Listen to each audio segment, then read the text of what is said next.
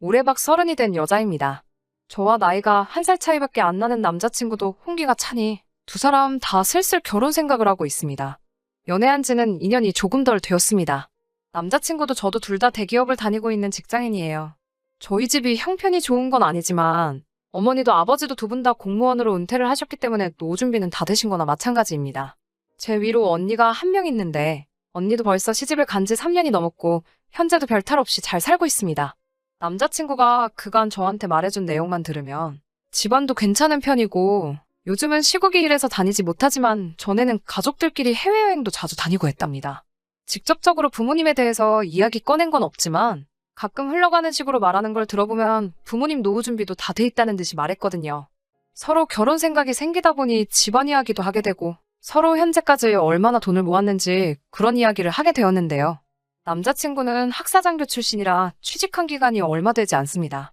저는 올해로 회사 생활한 지 5년이 넘었고 학자금 다 갚은 뒤부터는 한 달에 200씩 적금을 들어 현재 모은 돈이 1억을 넘게 모았는데 남자친구는 따로 적금을 들어놓은 게 없더라고요. 그래도 저랑 연애 시작할 때 신입사원이었으니 연차수로는 3년이 넘어가는데 적금 같은 걸 따로 들지 않는다는 말에 처음 놀랐고 3년 동안 회사 다니며 모아놓은 돈이 2천도 안 된다는 부분에서 한 번 더 놀라게 되었습니다. 군대도 학사장교를 나왔는데 아무리 군인 월급이 적다지만 4년 가까이 복무해놓고 그때 나온 월급들은 다 어디로 간 건지 사실 잘 이해가 가질 않았습니다. 아무리 회사 생활 시작한 기간이 저보다 3년이나 짧다고 해도 여태껏 모아놓은 돈이 그것밖에 없다는 사실을 믿을 수가 없었어요. 제가 속물일 수도 있지만 아무리 좋은 회사를 다니고 있다고 해도 경제관념 없는 남자와는 결혼하기 싫었거든요. 그래서 저는 이 남자와는 결혼을 안 할 수도 있겠다는 생각을 조금 갖게 되었는데 결혼 이야기를 서로 동시에 꺼냈다 보니 남자친구는 우리 결혼하게 되면 이러면서 틈만 나면 결혼 이야기를 꺼내더라고요. 솔직히 조금 마음이 붕 떠 있는 상황이라 남자친구가 뭐라고 하는지 집중도 안 되고 들리지도 않았습니다. 모아놓은 돈이 차이가 많이 나는 것 때문에 그러는 걸 눈치를 챘는지 하나둘씩 돈을 못 모은 이유에 대해서 구구절절히 설명을 하더라고요. 자기 여동생이 현재 미국에서 미대를 다니고 있어서 자기가 학비를 조금 보태준 게 있다는 듯이 말하다가 부모님이 노후 준비가 안 돼 있어서 부모님 앞으로 드리고 있는 돈도 조금 있다는 말을 하더라고요. 그래서 여태까지 돈을 많이 못 모은 거라며 앞으로 우리 둘이 결혼하게 되면 같이 살면서 열심히 모아 집도 사고 여행도 다니자고 하는데 저한테는 그 말이 제가 번 돈으로 자기 여동생 학비도 내주고 부모님 생활비도 드리자고 하는 말처럼 들렸습니다. 연애하면서 동생이 있다는 사실도 이번에 처음 말해주는 거라서 조금 어이가 없었습니다. 동생이 있는 건 왜 말 안 했냐고 하니 미국에서 유학 중이라 저한테 소개시켜줄 수가 없으니 유학하는 동안은 없는 거나 마찬가지인 셈이라 알려주지 않은 거라 설명하더군요. 없는 거나 마찬가지인 여동생 학비는 왜 내줬나 싶고 여동생이 아주 장래가 촉망받는 화가가 될 거라면서 여동생이 그렸다는 그림들을 저한테 자랑하듯이 보여주는데 솔직히 저는 잘 모르겠더라고요. 이런 말 하기는 좀 그렇지만 저도 나름 여가 생활한다고 갤러리도 많이 다니고 미술작품에는 아주 조예가 없다고 할 정도의 사람은 아닌데 남자친구 여동생이 그린 것들은 솔직히 딱 봐서 겉멋만 잔뜩 들어있는 근처 대학생 졸업작품 전시회에 나온 작품들보다도 가치가 없어 보였습니다. 정말 재능이 있고 장래가 촉망받는 화가라면 학교에서 장학금까지 내주며 데리고 있을 텐데 학비 내주고 있다는 말을 들으니 말한 만큼 재능 있고 촉망받고 있는 인재는 아닌 듯 하고요. 제가 봐도 딱히 재능이 있어 보이지는 않는데 수많은 미대생들을 배출시켜온 미국 대학교에서 볼 때는 오죽할까요? 심지어 여동생이 27살인데 아직도 대학생이고 저랑 만나온 2년 동안 여동생은 대학생이었고 아직도 대학생이라는 소린이 27살인데 현재 몇 학년인지 짐작조차 가지가 않습니다. 본인 돈으로 학교를 다니고 있는 게 아니면 대학원에 가고 싶다고 할지도 모르는데 제가 피땀 흘려본 돈 가지고 생판 얼굴도 한번 못 본 남자친구 여동생 뒷바라지 하겠구나 싶어서 숨이 턱턱 막히더라고요. 부모님은 노후가 돼 있는 거 아니셨냐고 왜 결혼도 아직 안 했는데 생활비를 드리고 있느냐 물었더니 두 분이서 식당을 하고 계셨는데 코로나 때문에 문을 닫게 되면서 어머니는 현재 집에 계시고 아버지는 자전거 타고 다니면서 배달을 하고 계신다고 하더군요.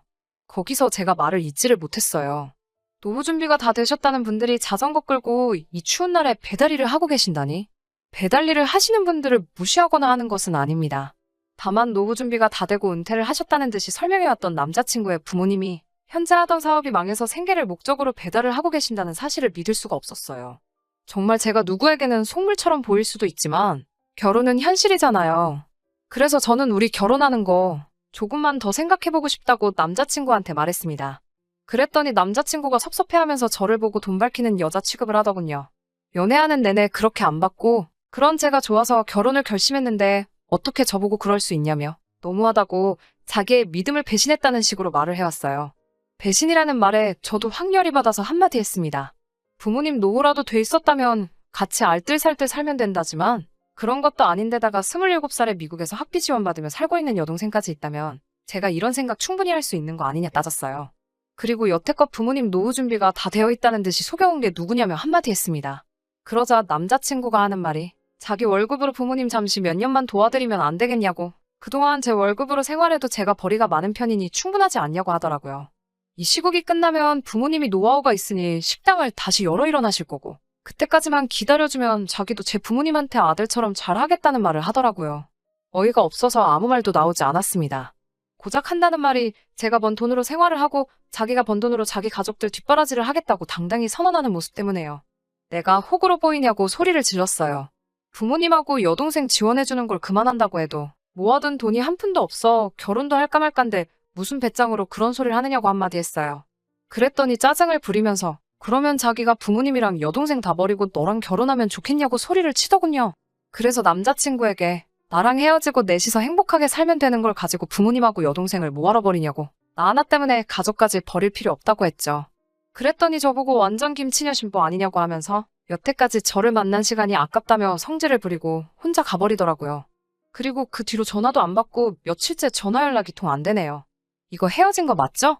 제가 찼어야 하는데 차인 것 같은 기분이 들어서 조금 기분이 그렇네요. 아무튼 남자친구 말대로 저도 여러모로 시간 낭비한 것 같고 한편으로는 제가 진짜 돈 밝히는 속물인가 싶어서 찝찝한 기분도 있습니다. 여자가 30 넘으면 결혼 시장에서 경쟁력이 하나도 없다는데 조금 걱정이 되기도 하네요. 후기입니다. 정확하게 그날로 5일이 지난 주말에 새벽 3시가 돼서 남자친구한테 전화가 왔어요. 혀가 꼬부라진 게 술을 얼마나 처먹었는지 제 이름도 제대로 부르지 못하더라고요. 술은 그렇게 취해가지고는 제 마음을 돌릴 만한 번 듯한 거짓말 하나 제대로 못하더군요. 저를 아직도 사랑하네 어쩌네 하면서 그날 일에 대해서 사과를 하는가 싶더니 부모님 생활비랑 여동생 학비는 어떻게 할 거냐고 물어보는 저의 질문에는 술이 취한 게 맞는 건지 아니면 꼬부라진 혀가 갑자기 펴진 건지 말을 아주 또박또박 잘하더군요. 제가 눈 한 번만 딱 감고 자기 가족들 도와주면 저한테도 손해볼 게 하나도 없다고 또 장황하게 설명을 하더라고요. 여동생이 화가로 대성하면 우리 그냥 두겠냐는 둥. 부모님이 식당 영업만 다시 시작하시면 노후 준비 해드릴 것도 없다고. 여태까지 드린 돈은 물론이고 나중에 그 식당까지 그대로 우리가 물려받을 수 있다고 잘 좀 생각해보라고 하더군요. 우리가 아무리 날고기는 대기업 다닌다고 해봐야 40살이면 정년이지 않냐고. 그때 가서 치킨집 차리는 거보다 부모님 식당을 물려받는 게 우리한테 더 이득이지 않겠냐며 저를 설득하려 들더군요. 정말 술에 취한 건가 싶을 정도로 또박또박 한마디씩 읊는데 정말 이딴 말로 제 마음을 돌릴 수 있을 거라 생각했다는 사실이 오히려 더 소름이 돋더라고요. 여태까지 인연을 같이 해온 남자친구가 맞는가 하는 생각이 들고 이렇게 멍청한 놈이었던가 싶었습니다. 결론부터 말씀드리자면 그날 완벽하게 남자친구와 헤어졌습니다. 내 정년이 정말 40에 끝난다고 하더라도 그 돈으로 주식을 사면 샀지. 너네 부모님이나 여동생한테 투자하고 싶은 생각 없다. 너 학사장교하면서 모은 돈부터 회사 다니면서 받은 월급까지 전부 어디 갔냐고. 밑 빠진 독에 계속 물을 받고 있는 걸 모르고 있냐고 따끔히 한마디 했어요. 너가 가족을 끔찍히 생각하는 건 눈물겹지만 그렇다고 나는 밑 빠진 독에 구멍을 메우고 있는 두꺼비가 되고 싶은 생각이 없다고 한마디 했습니다. 사실 남자친구와 다툰 이후로 미국에서 미대 유학하는 비용도 대충 알아봤는데 한 학기에 1억이 넘는 것도 부지기수였어요. 그래서 여동생한테 투자한 돈 본전 뽑고 싶으면 지금 한 푼이라도 더 여동생한테 학비 명목으로 보내주는 게 아니라 누가 봐도 재능이 없으니 최대한 빨리 귀국해서 취직할 준비나 하라고 하는 게 너한테도 네 여동생한테도 더 이득일 거고 그 누구도 너한테 해주지 못할 참된 조언일 것이라고 말해줬어요.